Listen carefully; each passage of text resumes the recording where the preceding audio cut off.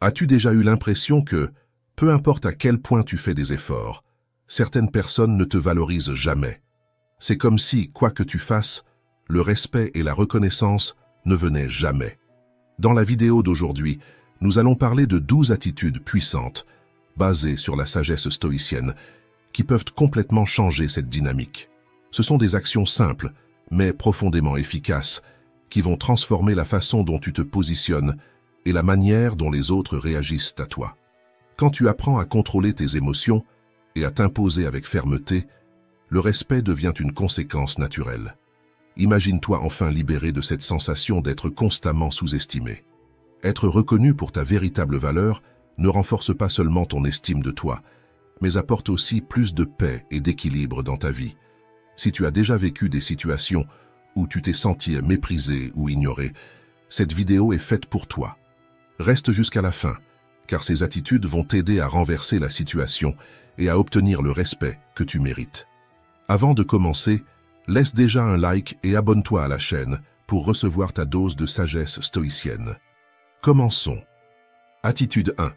Acceptez que tout le monde ne va pas vous valoriser. Tout le monde ne reconnaîtra pas votre valeur, et c'est très bien ainsi. Lorsque vous acceptez cette vérité, vous vous libérez de l'un des plus grands fardeaux émotionnels, le besoin d'approbation. Pensez à une situation courante. Vous êtes dans un groupe d'amis ou de collègues de travail. Vous faites de votre mieux pour être aimable, impliqué et présent. Mais pour une raison ou une autre, certaines personnes ne vous remarquent tout simplement pas ou ne valorisent pas ce que vous faites. Cela provoque une sensation de frustration, n'est-ce pas? Parce que vous avez l'impression d'essayer d'être accepté et d'échouer. La vérité, c'est que cela n'a rien à voir avec vous. Chacun a ses propres perceptions et ses propres limites émotionnelles. Certaines personnes sont tellement absorbées par leurs propres problèmes qu'elles sont incapables de voir au-delà. Et essayer de changer cela est inutile, car ce n'est pas sous votre contrôle. Vous ne pouvez forcer personne à vous valoriser. Mais vous pouvez arrêter de chercher cette validation. Lorsque vous comprenez que votre valeur vient de l'intérieur, de vos actions, de votre caractère et de la manière dont vous menez votre vie, l'approbation des autres perd son importance. Imaginez que quelqu'un sous-estime vos idées lors d'une réunion ou vous ignore tout simplement. Avant, cela vous aurait dérangé, mais maintenant, vous observez simplement, sans essayer de prouver quoi que ce soit, parce que vous connaissez votre valeur, et cela suffit. Ce contrôle de soi est le reflet d'une véritable confiance. Épictète a dit « Ce qui échappe à votre contrôle ne doit pas troubler votre paix intérieure ». Si quelqu'un est incapable de voir votre valeur, cela ne reflète pas qui vous êtes. Cela reflète simplement la limite de cette personne. Accepter que tout le monde ne va pas vous valoriser est libérateur. Vous cessez de gaspiller votre énergie à essayer de plaire ou à chercher l'approbation de ceux qui ne sont pas capables de vous l'offrir. Et, ironiquement, ce changement d'attitude vous rendra plus respecté. Pensez à un écrivain. Certaines personnes aimeront son livre, d'autres le détesteront. Mais s'il modifie son histoire après chaque critique, le livre perdra complètement son sens. C'est la même chose avec vous. Essayer de vous conformer pour plaire aux autres ne fait que vous éloigner de votre propre essence. Quand vous acceptez que tout le monde ne vous valorisera pas, il devient plus facile d'identifier ceux qui sont réellement à vos côtés. Les personnes qui reconnaissent votre valeur et respectent vos choix sont celles qui méritent votre énergie et votre présence.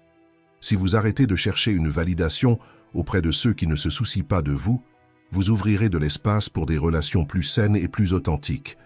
Et c'est l'un des plus grands bénéfices que vous puissiez obtenir dans la vie, investir dans ceux qui comptent vraiment, sans porter le poids des attentes de ceux qui ne vous valoriseront jamais.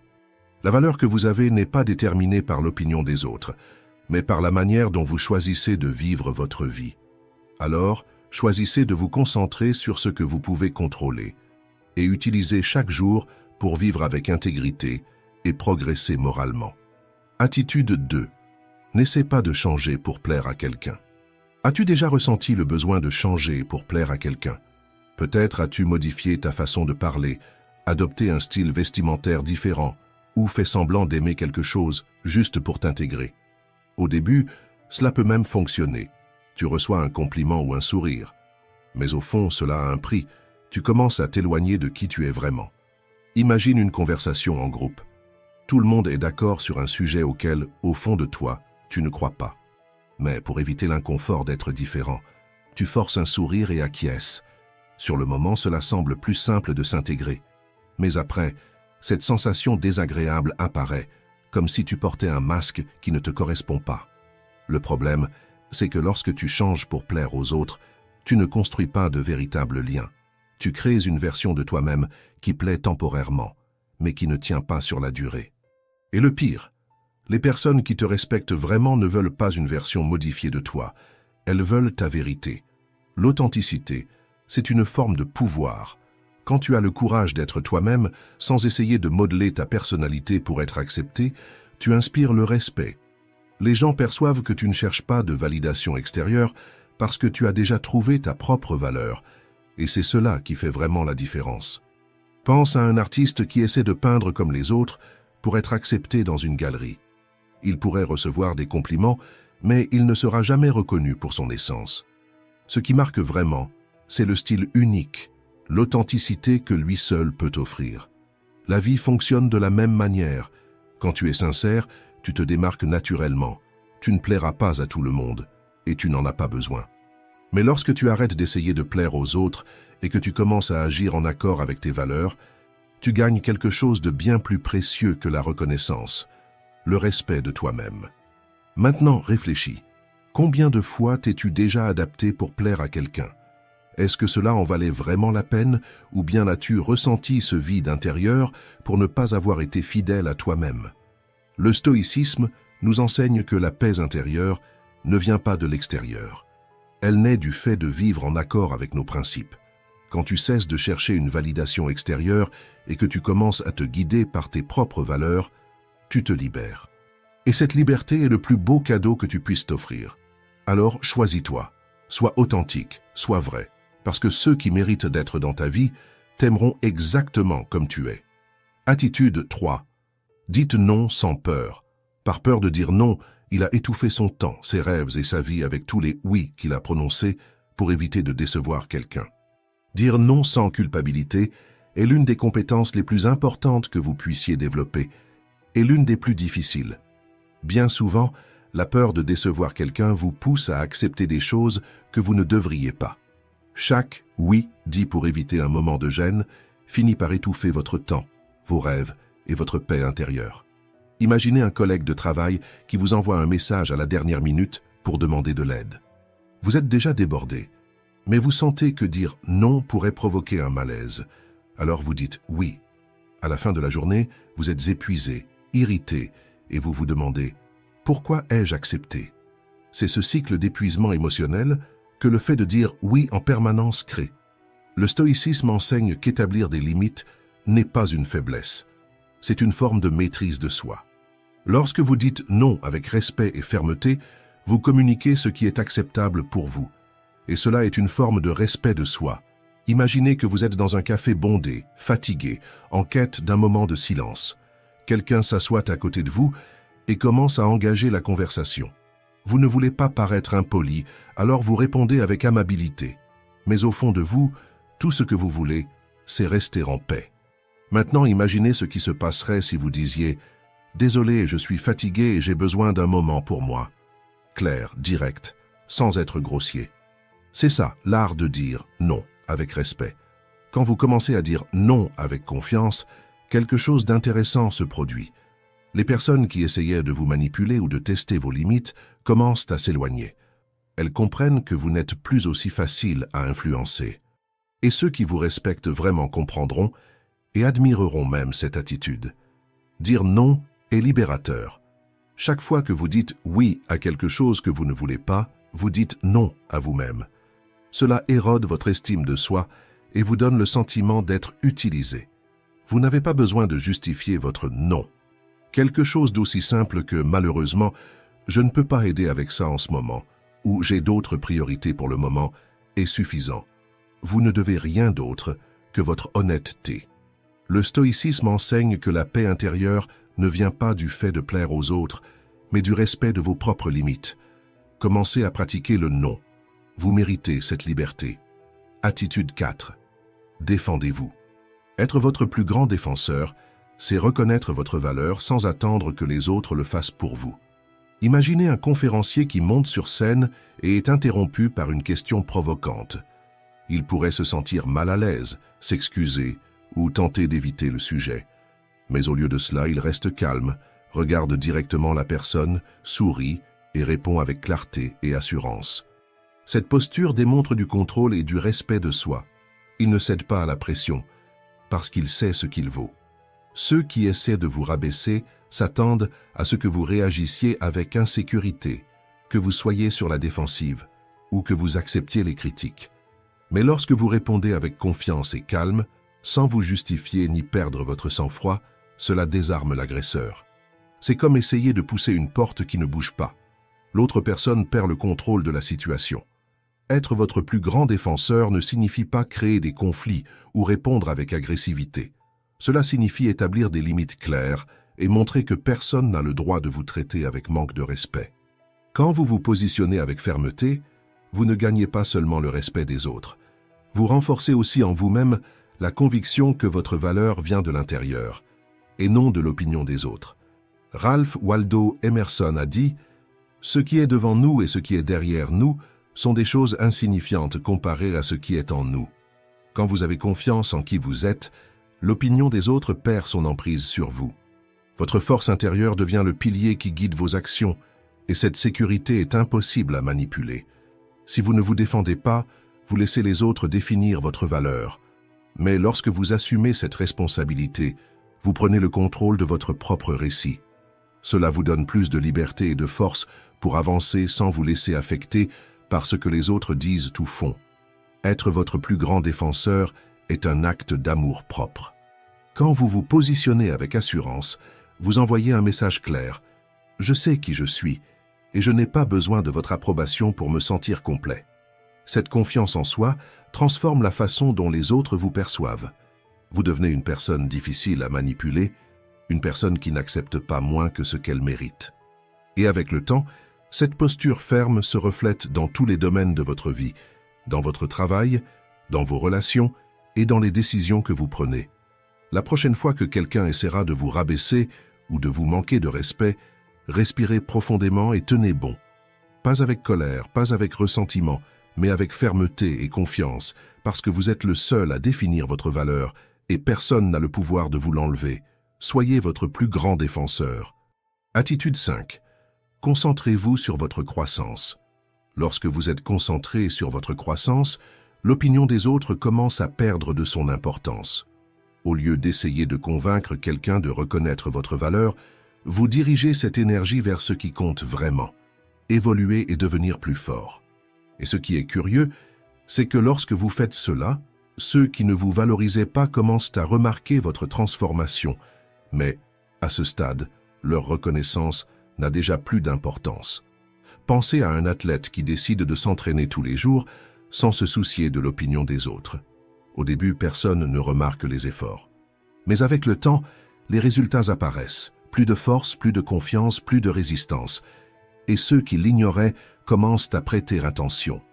Le secret? Il ne s'entraînait pas pour être reconnu. Il s'entraînait pour lui-même.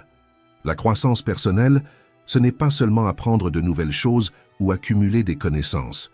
C'est comprendre vos forces et vos faiblesses, reconnaître ce qui vous limite et ce qui vous pousse en avant. C'est regarder en vous-même et dire « je peux m'améliorer ». Alors que certaines personnes dépensent de l'énergie à essayer de plaire aux autres, vous êtes en mouvement. Imaginez que vous travaillez dans une entreprise où un collègue essaie de vous rabaisser.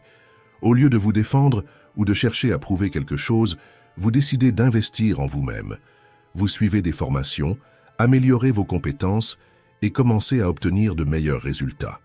Et soudain, ce collègue commence à remarquer votre évolution. Mais désormais, sa reconnaissance n'a plus d'importance, car vous connaissez déjà votre valeur. Grandir crée un cercle puissant. Plus vous évoluez, plus vous gagnez en confiance. Et plus vous êtes confiant, moins l'opinion de ceux qui ne vous valorisent pas a d'importance. La confiance qui découle de ce cycle est silencieuse, mais forte. Les autres ressentent cette force. Et ceux qui vous sous-estimaient auparavant commencent à vous voir différemment. Et le meilleur dans tout ça?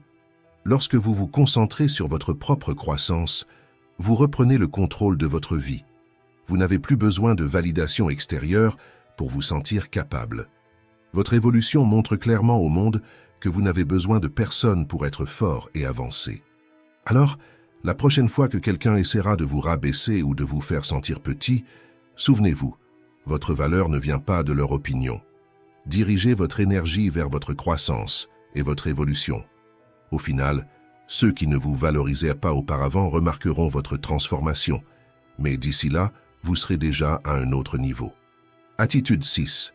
Utilisez le manque de respect comme carburant. Être méprisé ou sous-estimé fait mal, c'est inévitable. Mais ce qui compte vraiment, ce n'est pas ce qui vous arrive, mais la manière dont vous y réagissez. Au lieu de laisser le manque de reconnaissance vous paralyser, utilisez-le comme carburant pour grandir encore plus. Pensez à un athlète qui a été écarté d'une équipe parce que l'entraîneur lui a dit qu'il n'était pas assez bon. Il aurait pu abandonner, mais il a choisi le contraire. Il s'est entraîné davantage, s'est renforcé physiquement et mentalement et est revenu plus fort. Non seulement il a été accepté, mais il est devenu le meilleur joueur de l'équipe. Voilà le pouvoir de transformer le mépris en motivation. Quand quelqu'un vous sous-estime, voyez cela comme un défi, pas comme une condamnation. Si quelqu'un vous dit « tu n'y arriveras pas », c'est l'occasion parfaite de prouver le contraire, non pas pour les autres, mais pour vous-même.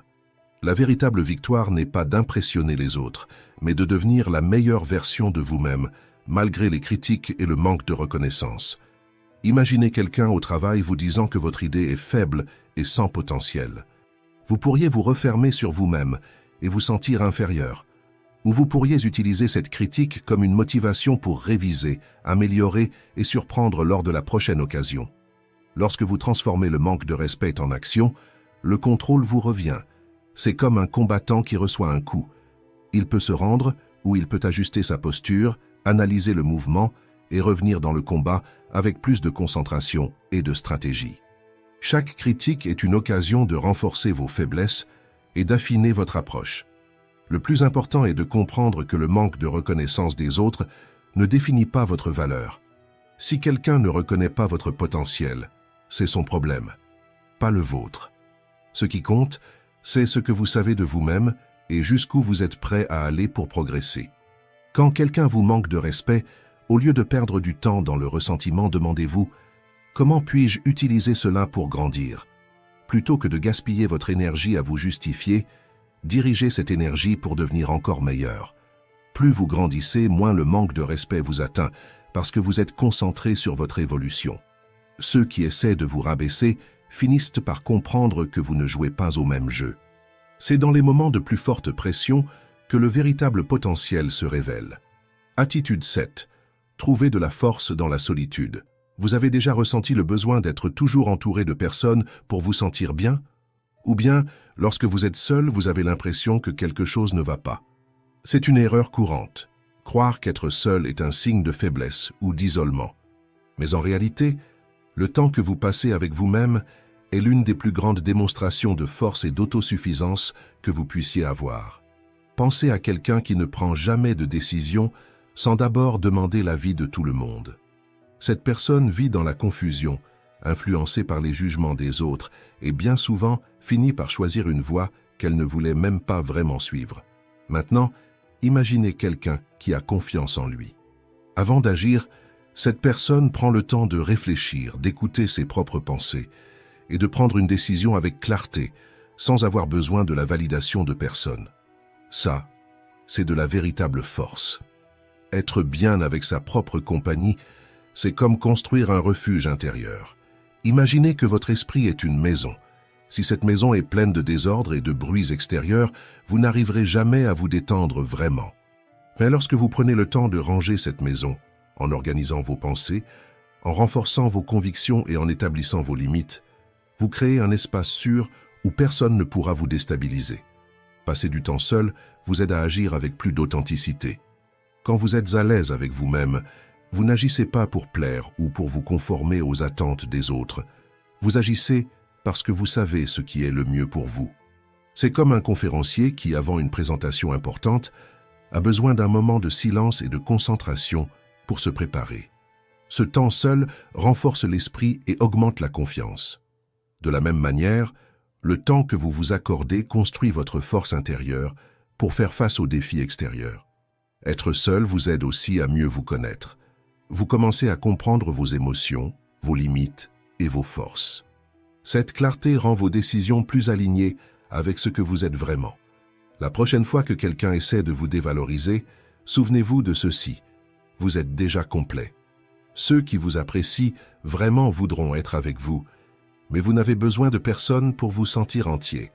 Attitude 8. N'entrez pas dans le jeu. Vous êtes-vous déjà senti provoqué au point de vouloir rendre l'appareil?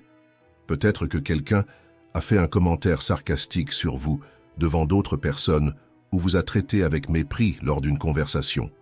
Sur le moment, l'impulsion est de riposter pour ne pas avoir l'air faible. Il semble que si vous ne réagissez pas, vous serez en train de perdre. Mais en réalité, riposter ne fait que vous mettre au même niveau que l'autre personne. Imaginez une dispute au travail. Quelqu'un vous critique publiquement de manière agressive. Votre premier réflexe est de répondre sur le même ton, de hausser la voix et d'essayer de discréditer ce qui a été dit. Mais que se passe-t-il ensuite? La dispute s'intensifie, vous en ressortez émotionnellement épuisé et pire encore, vous perdez le respect des personnes autour de vous parce que vous vous êtes abaissé à la négativité de l'autre. La véritable force réside dans le fait de répondre avec calme et dignité. Lorsque vous résistez à la tentation de réagir, vous montrez que le comportement des autres n'a pas le pouvoir de contrôler vos émotions. Vous préservez votre intégrité et votre paix intérieure. Imaginez un joueur de basket-ball provoqué par son adversaire. L'adversaire essaie de le déstabiliser avec des commentaires et des bousculades. S'il répond de la même manière, il reçoit une faute technique et pénalise son équipe. Mais s'il ignore la provocation et reste concentré, il contrôle le jeu et a plus de chances de gagner. Dans la vie, c'est la même chose. Lorsque vous gardez votre calme et votre concentration, celui qui vous provoque perd tout pouvoir sur vous. Le stoïcisme nous enseigne que nous ne pouvons pas contrôler ce que les autres font ou disent, mais nous pouvons contrôler notre manière d'y réagir. Quand vous agissez avec sérénité, vous montrez que vous n'êtes pas à la merci des actions des autres. Et cela désarme complètement ceux qui essaient de vous provoquer, car la réaction qu'ils attendent n'arrive pas. Riposter avec colère ne fait que renforcer le comportement négatif de l'autre personne. C'est comme essayer d'éteindre un incendie avec de l'essence. Cela ne fait qu'aggraver la situation. Répondre avec calme, en revanche, brise le cercle du conflit.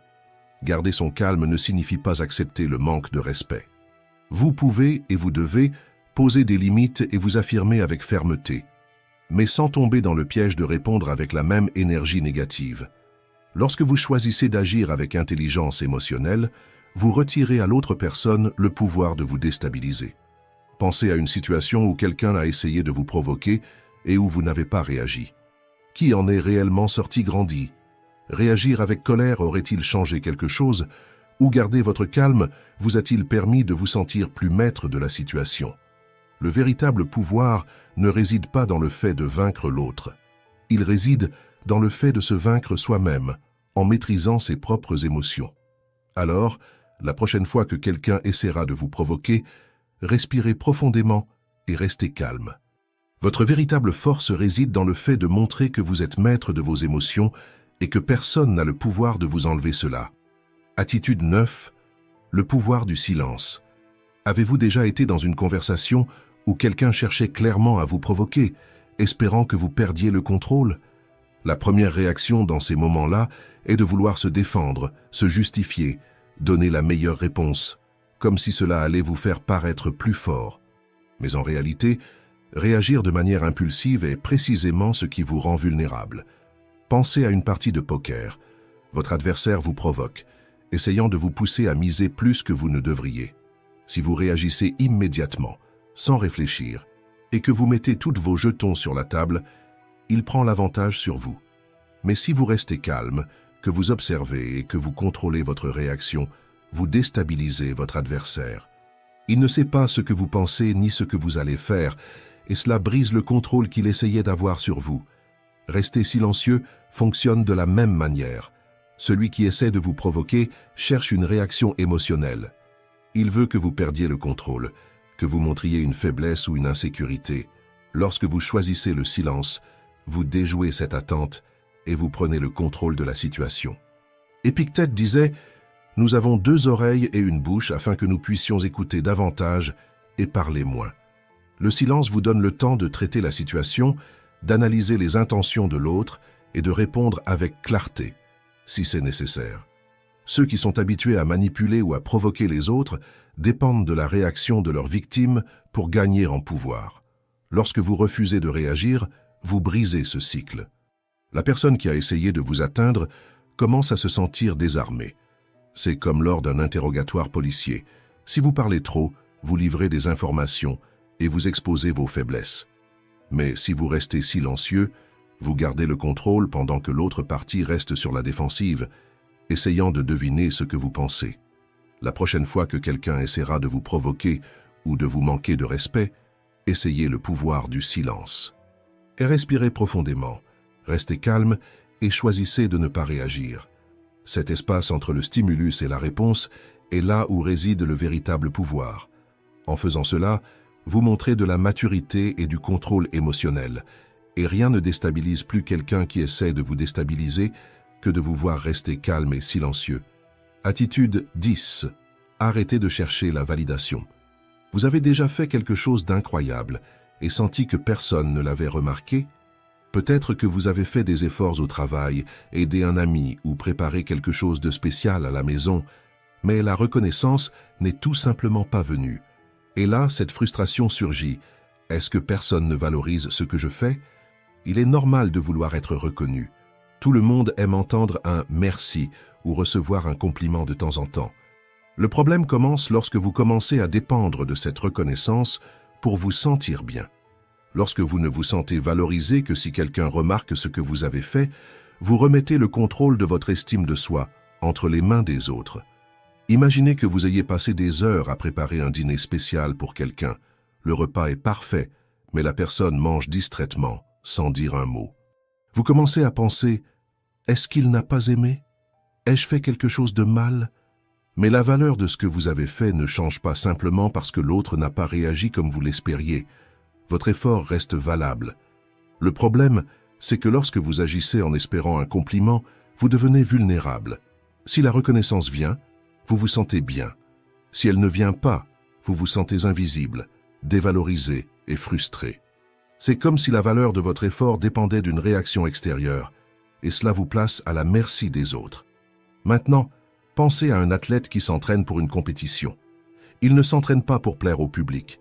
Il s'entraîne parce qu'il sait que cela renforce son corps et son esprit. La victoire peut ou non arriver, mais la croissance personnelle et la discipline sont déjà des conquêtes en soi. Lorsque vous agissez avec cet état d'esprit, la reconnaissance cesse d'être une nécessité et devient simplement un bonus.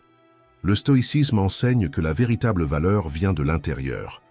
Lorsque vous faites ce qui est juste parce que vous y croyez, la reconnaissance extérieure perd de son importance.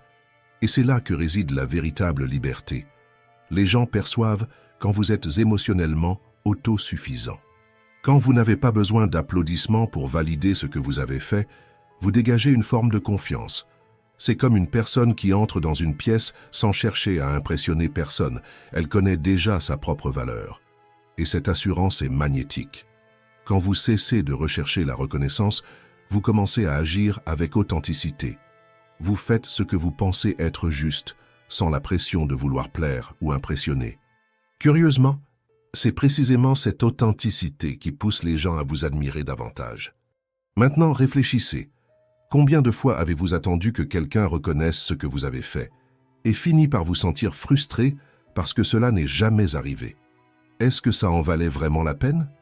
Ou bien avez-vous compris que l'effort et la croissance personnelle étaient déjà suffisants en eux-mêmes? Comme Marc Aurèle l'a dit, nous devons être bons par la bonté et non pour la récompense. Lorsque vous apprenez à agir sans attendre de reconnaissance, vous vous libérez de cette dépendance émotionnelle. Vous agissez parce que vous croyez en ce que vous faites, et la reconnaissance devient simplement un détail. C'est le véritable signe de force et de maturité.